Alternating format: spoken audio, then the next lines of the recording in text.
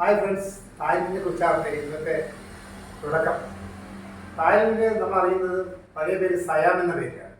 വെള്ളാനകളുടെ നാട് സയാം. പക്ഷെ ഇപ്പൊ ഈ വെള്ളാനകളില്ല. വെള്ളാനകൾ രാജകൊട്ടാരത്തിൽ മാത്രമേ ഉള്ളൂ. അതും വിരലെണ്ണാമെന്ന് മാത്രമേ ഉള്ളൂ. നമ്മൾ പഠിച്ച അതൊന്നും മാറ്റി കുറിക്കേണ്ട സമയമില്ല. പിന്നെ എന്നെ സ്പർശിച്ചൊരു കാര്യം, ഒരു ബാങ്കർ എന്ന നിലയിൽ ഇതിനൊരു നമ്മുടെ തായ് ബാത്തിനെ കുറിച്ചാണ്. ഇന്ത്യയിലെ പെട്രോൾ ഡീസൽ വില വെച്ച് നോക്കുന്ന സമയത്ത് ഏകദേശം ഈക്വലാണ്. തായ് ഭാഗത്തിന് 45 രൂപയ്ക്ക് പെട്രോളും 35 രൂപയ്ക്ക് ഡീസലും കിട്ടുന്നു. അത് ഏകദേശം ഇപ്പോഴത്തെ കൺവേർഷൻ റേറ്റ് വെച്ച് നോക്കുമ്പോൾ ഏകദേശം ഒരേപോലെയാണ്. പിന്നെ ജയക്ക് ഇഷ്ടപ്പെട്ട കാഴ്ചകൾ എന്തൊക്കെയാണ്? എനിക്ക് മാർക്കറ്റ് നല്ല ഇഷ്ടപ്പെട്ടു. മാർക്കറ്റിൽ വേണ്ട ഒരു ഗുണം എന്താണെന്ന് വെച്ചാൽ, നമുക്ക് വേണ്ട ഒരു കഴിവ് എന്താണെന്ന് വെച്ചാൽ, ഇവിടെ നമ്മൾ നല്ല ബാർഗെയിനിങ് പവർ ഉണ്ടായിരിക്കണം.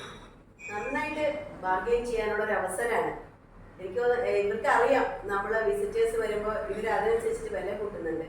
നമ്മളിപ്പോൾ ഇവിടെ ഒരു 300 ബാത്ത് എന്നൊക്കെ പറയുകയാണെങ്കിൽ നമ്മൾ അതിനെ ഒരു 100 ബാത്തായിട്ട് കുറയ്ക്കണം.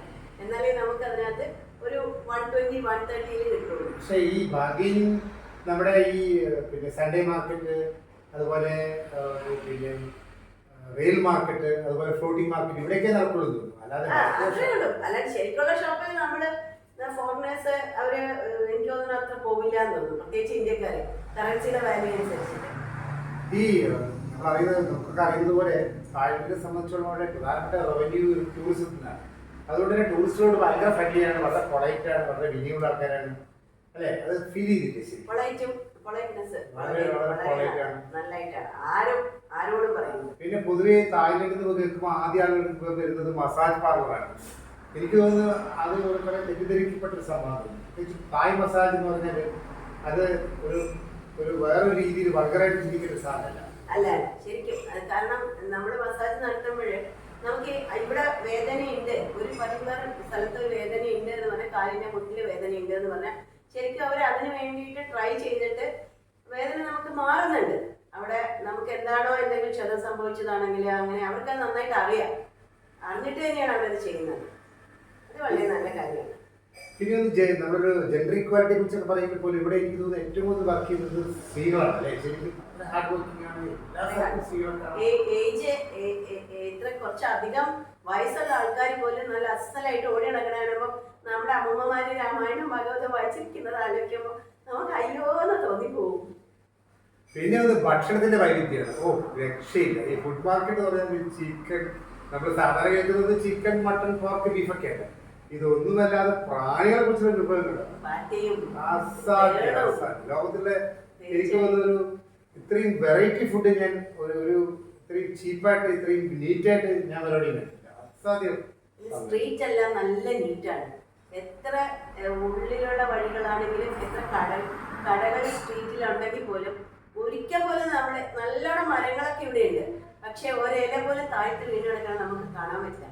അയ്യോ, എന്തൊരു വൃത്തിയാണെന്നറിയോ, പറഞ്ഞറിയിക്കാൻ വയ്യ. Madam Tussauds museum, one of the greatest shows wax museum. ലോകത്തിലെ എല്ലാ പ്രഗത്ഭരായ വ്യക്തികളെയും ജീവൻ തുടിക്കുന്ന മെഴുകു പ്രതിമകള്, പിന്നെ അതുപോലെ ചൈന ടൗൺ, ചൈനീസ് സംസ്കാരം ശരിക്കും ഒപ്പിയെടുത്തിരിക്കുന്ന തായ്ലൻഡിലെ ചൈന ടൗൺ.